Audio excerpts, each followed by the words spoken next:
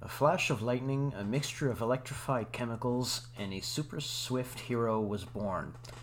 Barry Allen had not expected that unique twist of fate would be duplicated, but while receiving a visit from Iris West's nephew Wally, the same chemical accident turned Wally West into the fastest teenager alive, changing his life forever. Greetings and welcome to another episode of the DC Comics Silver and Bronze Age podcast. As usual, I'm your host Larry, and I'll be your intrepid guide as I feature back issues from DC Comics past, and together we will thrill to the adventures of your favorite DC Comics superheroes. Today, this episode will deviate from the norm in several respects. First, I'll be featuring a backup feature instead of the main story, and secondly, I'll be providing some commentary concerning the dreadful revelations, that is, to put it mildly, in the current DC Comics miniseries, Heroes in Crisis. I have a message for the current DC Comics management editorial staff. In allowing the bad decisions regarding the writing in that miniseries, culminating in transforming Wally West into a murderer, you have committed a serious mistake. One which I think you may regret, though, for a very long time, especially where sales are concerned. Stay tuned for more of my commentary about this appalling decision.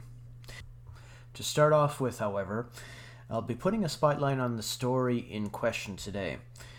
The backup story featuring the first appearance and origin of Kid Flash was published in The Flash number 110 from January of 1960. The writer of the backup story was John Broome. No surprise that the pencils were provided by Carmen Infantino. Likewise, the inking chores were done by Joe Gaella, and the editor for the comic book was Julius Schwartz. Wally West's introduction into Barry Allen's world starts off with Barry receiving a visit from not only his fiancée Iris West, but also from her nephew from Blue Valley, Wally West. Iris introduces Barry to Wally, telling him that the young teen is the president of the Blue Valley Flash fan club, and it was Wally's dream to meet the Flash in person. Iris pretty much puts Barry on the spot to come up with a way to introduce her eager nephew to the Flash, and without revealing that they are both the same man. Iris leaves Wally with Barry while she goes back to her job at Picture News, and Barry forms an idea of how to introduce himself as the Flash to his biggest fan, and at the same time, to keep his secret identity safe. Barry says that the Flash sometimes visits him and uses his apartment as a temporary headquarters during his social calls, pointing to a large room Barry uses as a laboratory while away from his office. Barry invites Wally to go and say hello to the Flash in the lab, and in the moments where Wally proceeds to open the door, Barry changes into the Flash and beats his young admirer into the room. Wally is pleased to see his idol in the flesh, and after introductions are made, Wally begins asking plenty of questions. Flash begins to explain his powers when a freak lightning bolt crashes through the laboratory window, smashing into a cabinet occupied with filled beakers and retorts, dousing Wally in an electrified shower of chemicals. Much to Barry's surprise and to Wally's delight, the teen has gained super speed. Barry modifies a spare Flash uniform to fit Wally and extracts a promise from his young friend to use his newly acquired speed to help those in need, to combat evil, and to also safeguard his secret. Only the Flash and his alter ego Barry Allen would know the truth. Barry leaves Wally alone in his apartment to practice his super speed, and while Barry is listening to the radio, he hears a report about animals escaping from a city zoo. Wally, as Kid Flash, zooms off to round up the fugitive animals. At the same moment, Barry is also alerted to the radio report about the zoo animals and races to the scene, only to find, to his amusement, that Wally has beat him to the rescue, seeing all the animals safely back inside their cages. Moments later, back at Barry's apartment, Iris drops by to pick up her nephew, and to hear about not only his meeting with his idol, but also being introduced to Kid Flash as well. Wally even goes so far as to say to his aunt that he knows the identity of Kid Flash, but it must remain a secret between himself and his new friend, the Flash. And folks, that is how Wally West acquired his super speed and his very first adventure recovering zoo animals. I'd say for the time in which the story was written, it would be in keeping with having the stories during the Silver Age remaining kid-friendly, especially if the young hero is a youth himself. I'd also say that it's a rather cute little story as well. I mean, Wally didn't go through some traumatic event on the way to gaining his powers. Come to think of it, the way the circumstances went in the story, Wally was simply a recipient of a twist of fate that worked in his favor. Not only did he meet his idol, but he also became a young superhero himself in the process. Pretty cool for a kid to become a hero, if you ask me. Wally West as Kid Flash would go on to have his own solo adventures, solving problems using his super speed, and several times teaming up with his mentor and friend the Flash.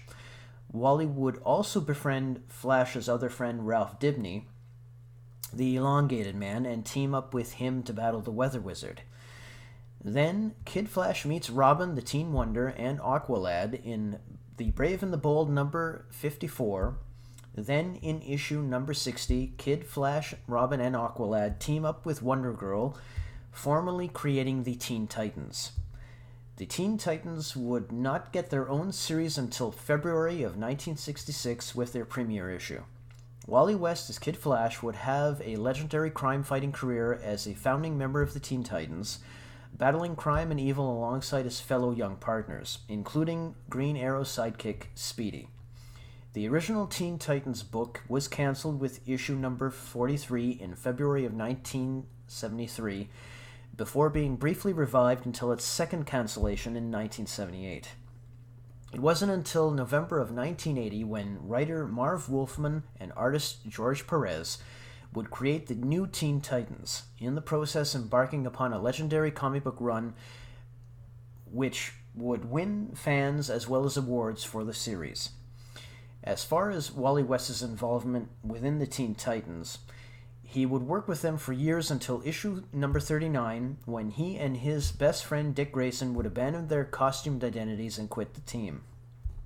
In retrospect, Wally West was written as a caring, compassionate, and involved young superhero, who went on to become the second Flash after the death of Barry Allen in the events depicted in the Crisis of Infinite Earths.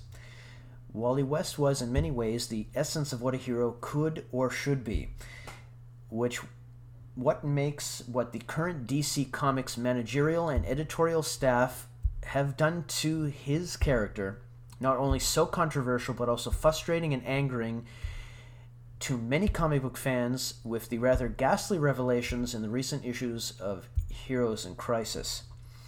You see, folks, Wally West has been turned into a murderer by a neurotic writer who would rather create a platform on paper for his particular mental hang-ups rather than creating an engaging miniseries to read.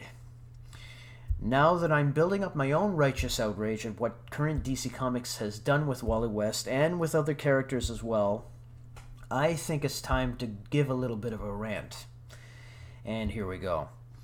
You see, folks, I'm getting quite sick and damn tired of what the current stooges and clowns chock full of neuroses and character flaws responsible for upending DC Comics and its rich history, its continuity, and turning the vast array of characters into meager shadows of what they once represented.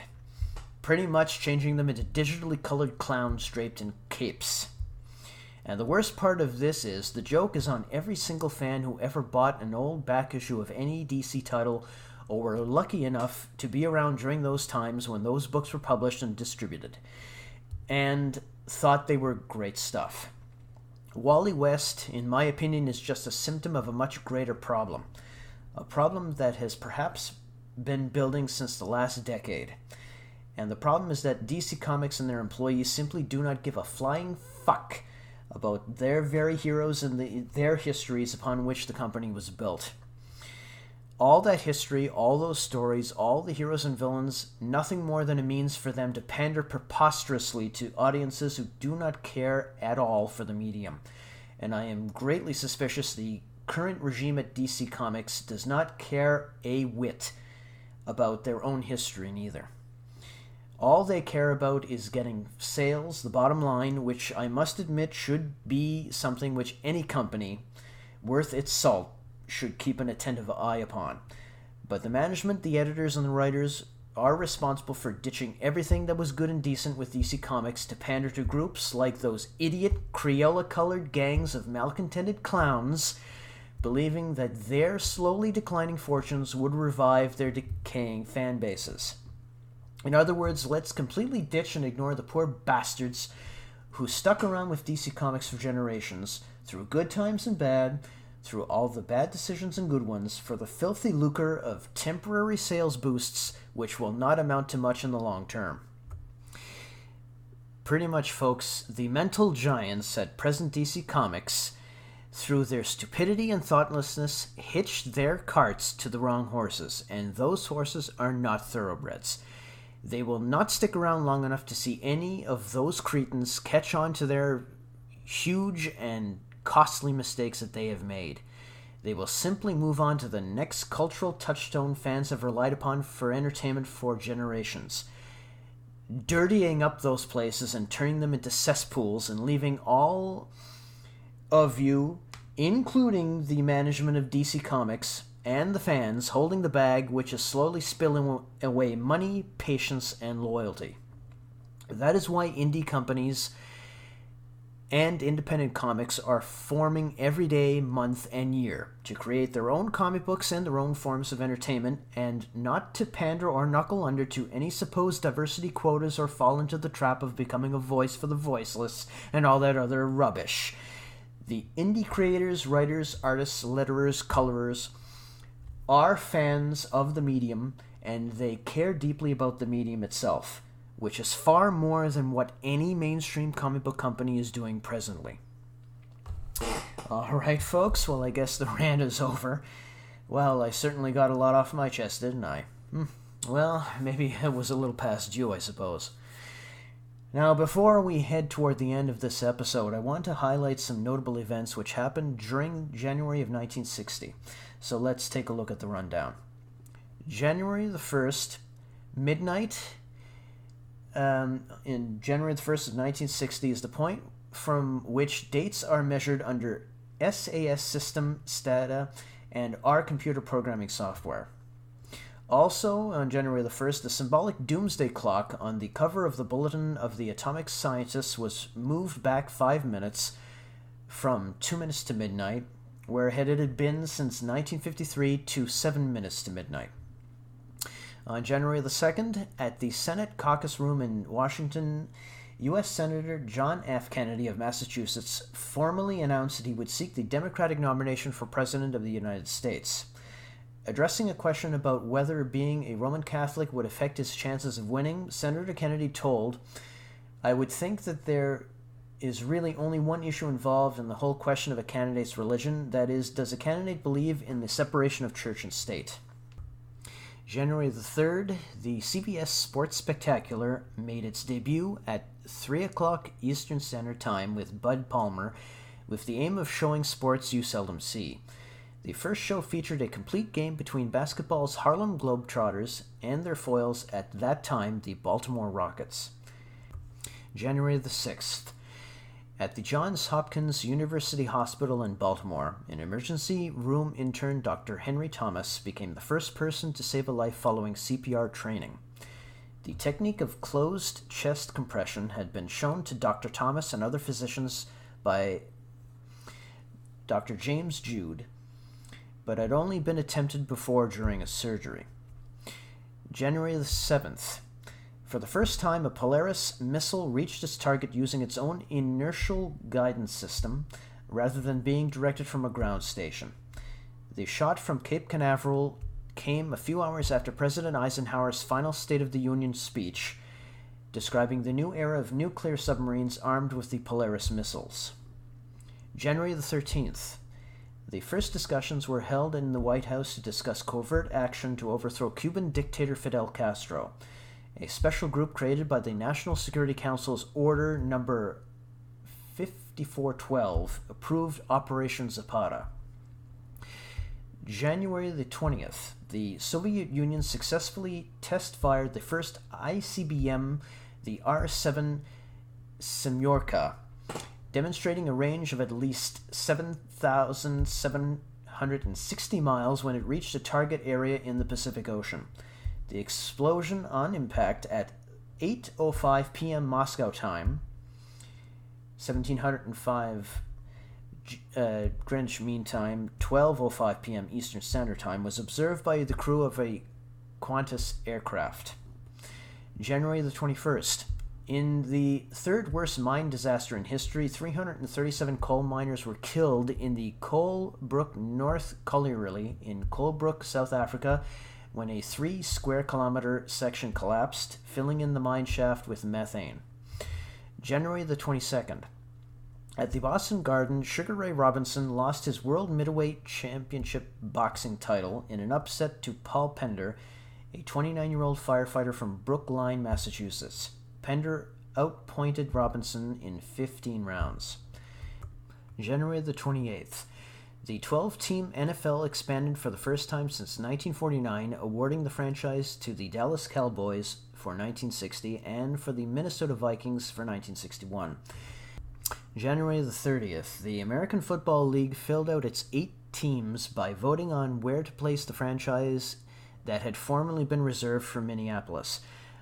Although a majority preferred to place an AFL team in Atlanta, the owners agreed that a second California team was needed, and the team became the Oakland Raiders. January the 30th. Joseph McNeil, a 17-year-old college freshman, was turned away by a waitress with the words, "We don't serve Negroes," when he tried to get something to eat at the bus terminal in Greensboro, North Carolina. When he talked about it with 3 friends at North Carolina Agricultural and Technical College, the 4 African-American students decided that they would take a stand against segregation. The next day, the 4 would sit down at the Woolworth's department store lunch counter and refuse to get up until they were served, and the sit-in was created as a form of civil disobedience. On the entertainment front, television really came into prominence, with the TV Western becoming a dominant genre, and the following TV series soon became classics: Gunsmoke, Wagon Train, Have Gun Will Travel, The Andy Griffith Show, Rawhide, Candid Camera, The Untouchables, The Jack Benny Show, Dennis the Menace, 77 Sunset Strip, The Ed Sullivan Show, Perry Mason, The Flintstones, What's My Line, Peter Gunn, Route 66, and The Rifleman. As far as movies were concerned, 1960 was a pretty eventful year, with the most popular movies like Psycho, The Magnificent Seven, Spartacus, The Apartment, The Time Machine, Ocean's 11, Swiss Family Robinson, Eyes Without a Face, The Little Shop of Horrors, Inherit the Wind, The Village of the Damned, The Fall of the House of Usher, The World of Susie Wong, Butterfield 8, and finally Elmer Gantry. In popular music, January of 1960 was eventful as well. In January, Stuart Sutcliffe joined the Liverpool band Johnny and the Moondogs and suggested they change their name to the Beatles. After several variations, this was settled to the Beatles in August. January the 14th, Elvis Presley is promoted to sergeant in the United States Army. And January the 25th, the National Association of Broadcasters in the United States reacts to the payola scandal by threatening fines for any disc jockeys accepting money for playing particular records. The following singles achieved the highest chart positions in 1960. Going in descending order, number 5, Johnny Preston with Running Bear. Number 4, The Drifters with Save the Last Dance for Me. Number 3, Chubby Checker with The Twist. Number 2, Elvis Presley with Are You Lonesome Tonight? And the number 1 spot was taken up by, once again, Elvis Presley with the hit single record of that year, It's Now or Never. Alright, I guess we've come to the end of this episode, and, well, I guess aside from the rant, it was actually a pretty good one. Now, before I say goodbye, I'd like to thank everybody who listened to this podcast, and I invite you to stick around with me as I continue to produce and put out more episodes on the YouTube channel. Now, if you would be so kind, please like and subscribe to this channel for more episodes, and if you have any comments or suggestions, then please feel free to post them in the comments section below, and it would be greatly appreciated. So until next time, this is Larry, aka the Charming Curmudgeon. So long for now.